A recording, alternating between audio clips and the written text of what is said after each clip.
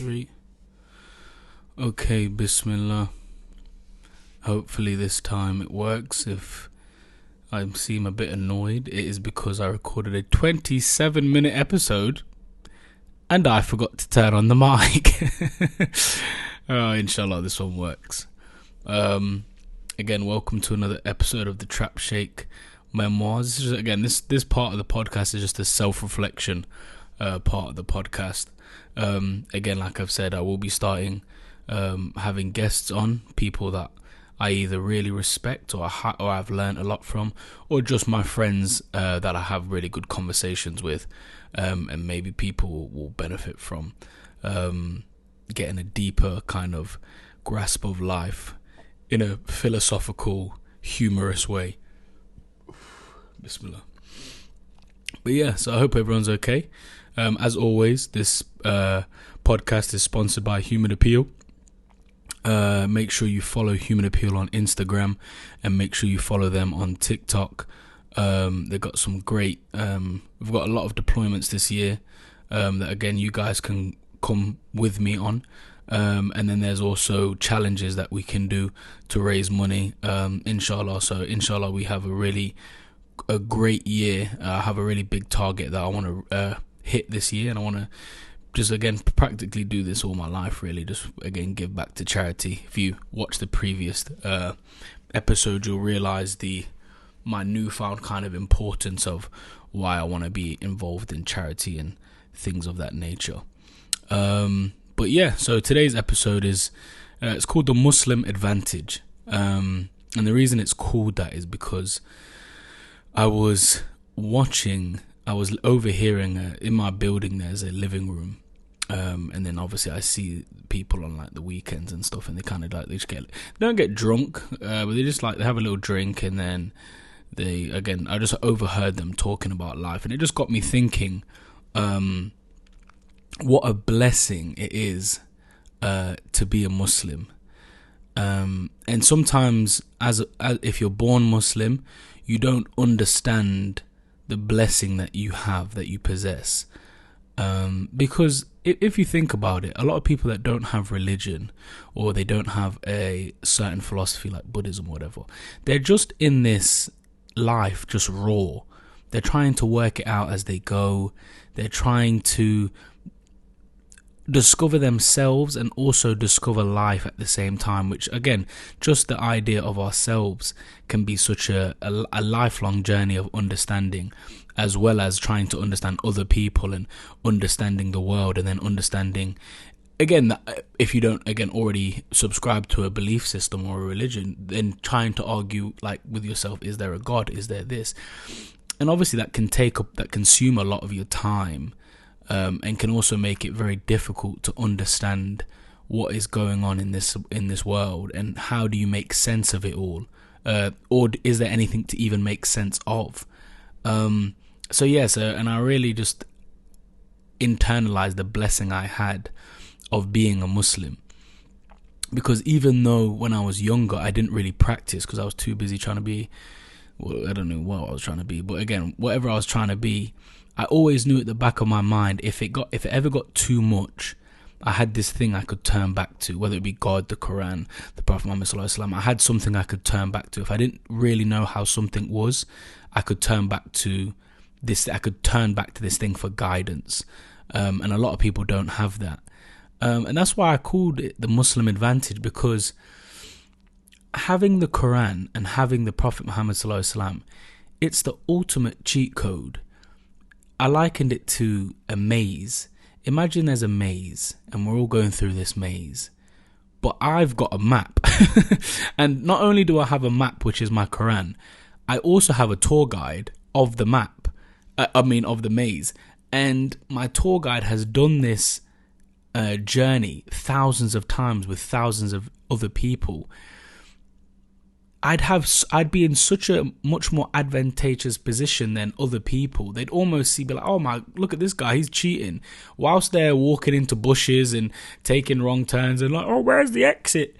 I'm there, I've got a map, and not only do I have a map, a road map of the owner of the maze, I also have a maze guide taking me through, telling me turn right here, let's go left here. And to be honest, I just have to follow in the footsteps of this tour guide, and I'll make it out. And I just thought and that's when I kind of just made that analogy. I was like, that's life.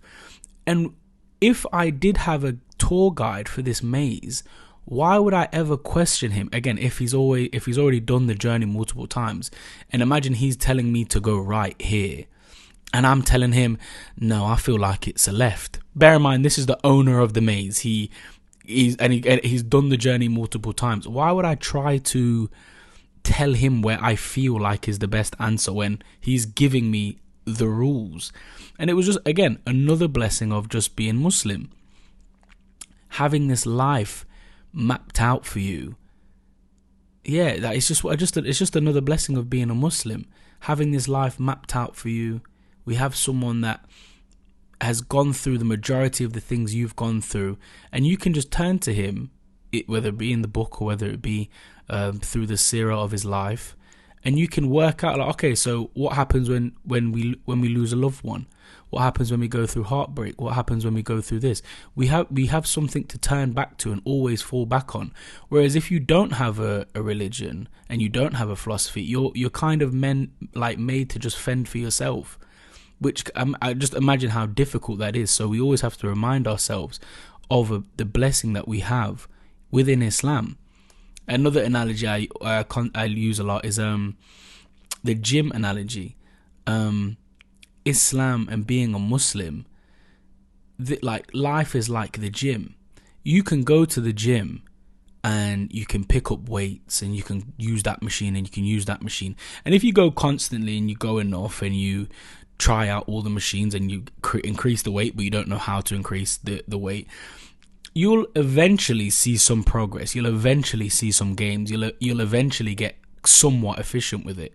But if you really wanted to speed up that process astronomically, you would get a personal trainer, someone that's done the path before, someone that's taken the journey before, someone that will tell you, hell, here's your plan, here's your meal plan, here's your gym routine for the first 3 weeks, and then after those 3 weeks would go on to a next.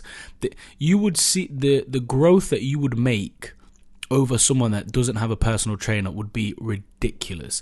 And that is what Islam is in our life. It is our personal trainer telling us about the path. That is what the sheikhs are. That is what the Prophet Muhammad ﷺ was.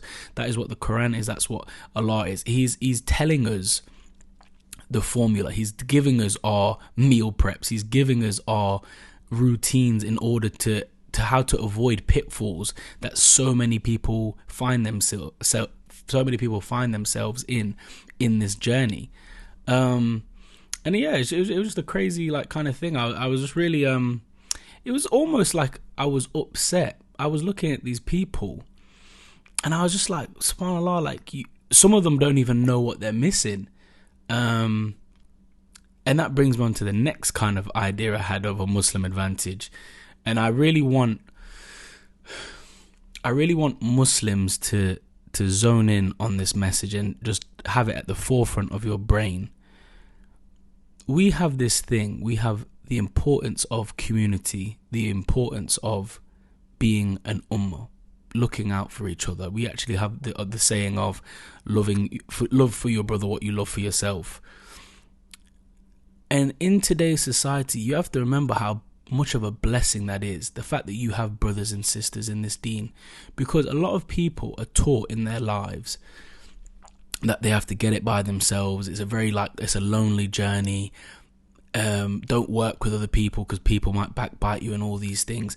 And for me, it's such a lonely way of living. Society as a whole is very lonely and very again, I'm a lone wolf. I fend for myself. All this. Again, this is not something that is within our religion. We're taught to be together. We're not wolves. We're not animals. We're taught to work together, and it's important that we stick together during these troubling times of these again, not knowing what the future kind of holds. We have to stick together whilst the world is kind of what feels like kind of going into some sort of kind of disarray. And the importance of community that we should, and that is, again, it was another advantage I kind of just seen as being a Muslim.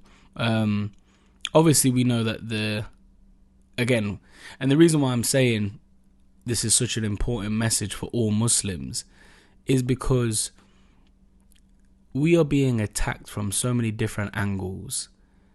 We can't fight amongst ourselves within all of this mayhem. Like, that's the last thing you want to be worried about.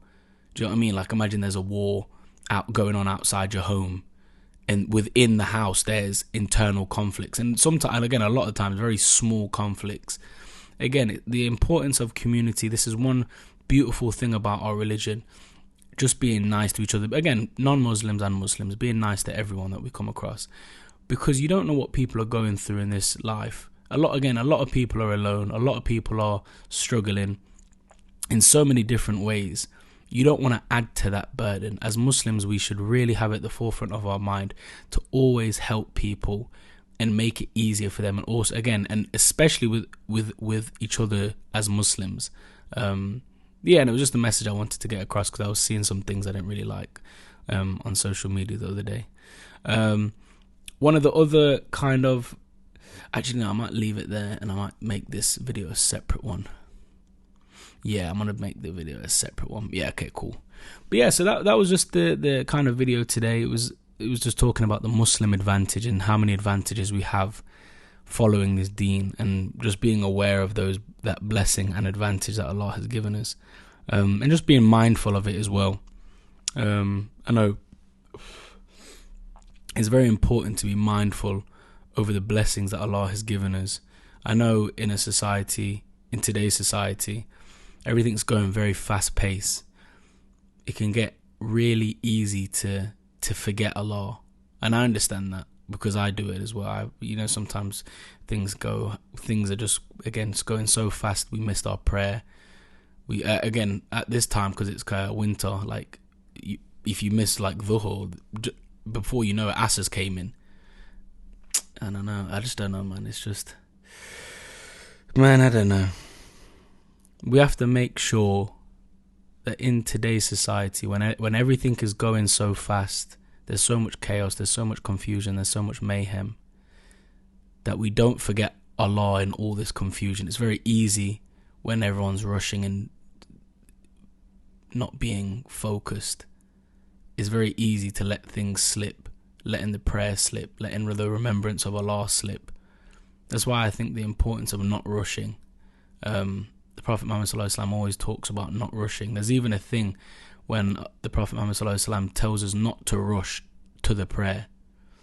SubhanAllah, think about that. Think of how important the prayer is, and the Prophet Muhammad ﷺ is telling you not to rush to it. Like, don't, if you feel like you're going to be late, don't sprint to it, whatever. Again, just walk and then pray it when you get there. If the Prophet Muhammad ﷺ is telling us not to rush for the prayer, there's almost nothing on this earth we should rush for.